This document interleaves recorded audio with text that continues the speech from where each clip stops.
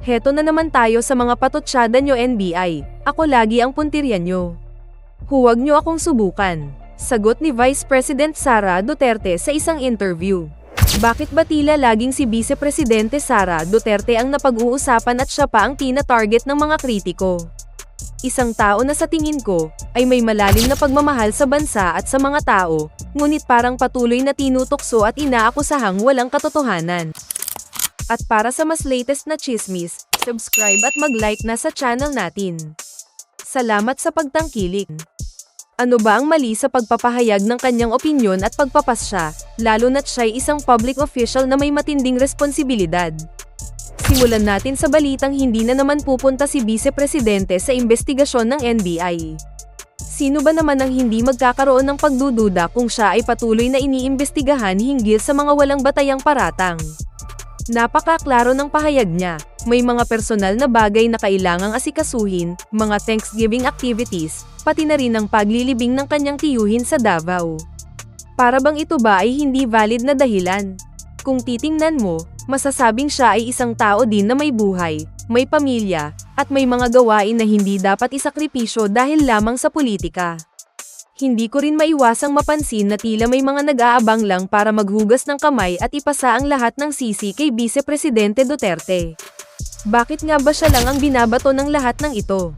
Paano kung siya ay talagang biktima ng isang malawakang intriga at laro sa politika na hindi natin nakikita? Tila ba siya ay ginugulo at pinapalabas na masama, kahit na wala namang sapat na ebidensya na magpapatibay ng mga akusasyon laban sa kanya?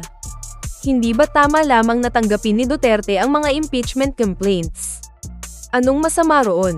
Para sa kanya, ito ang pagkakataon na mapag-usapan ang lahat ng issue at mapagtibay ang kanyang paninindigan. At sino ba ang hindi magtatanong kung bakit ang mga kasong ito, na tila walang katotohanan, ay patuloy na ipinaglalaban-laban sa kanya?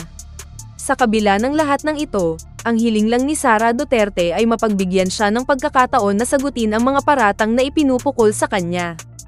At ano ang masama sa pagiging bukas sa investigasyon at pagharap sa mga akusasyon? Marami sa atin ang nakakaintindi sa hirap at bigat na dinaranas ni Duterte. Siya ay hindi lang isang opisyal, kundi isang tao. At para sa mas latest na chismis, subscribe at mag-like na sa channel natin. Salamat sa pagtangkilik. Tao na may pamilya, mga responsibilidad, at mga isyong kinakaharap. Kung iisipin natin, marami tayong mga tanong. Bakit siya palaging target? Bakit siya lang ang inuungkat, kahit na ang kanyang opisina ay tapat na nagsisilbi sa bayan? Kung siya nga ang sinasabing may kasalanan, bakit hindi pa ito ipaliwanag ng maayos sa publiko?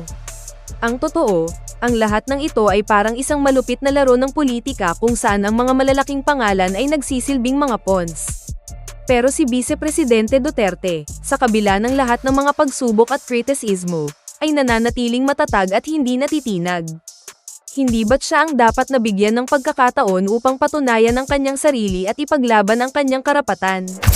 Marahil, sa halip na patuloy siyang pagdudahan at gawing tampulan ng mga akusasyon, dapat na nating tanungin ang ating mga sarili, hindi ba't siya rin ay may karapatan na ipagtanggol ang kanyang pangalan? Hindi ba't siya ay may mga rason na dapat pakinggan? Sa mga nangyayaring ito, natututo tayo na hindi laging tama ang makiayon sa takbo ng politika. Minsan, kailangang makita ang buong larawan at hindi lang ang mga piraso ng mga paratang. Kaya't sa huli, hayaan natin na si Vice Presidente Duterte ay makakuha ng pagkakataon na ipagtanggol ang kanyang sarili. Hindi ba't siya naman ay may malasakit din sa ating bayan? Hindi ba't siya rin ay isang leader na nagtatrabaho para sa nakararami?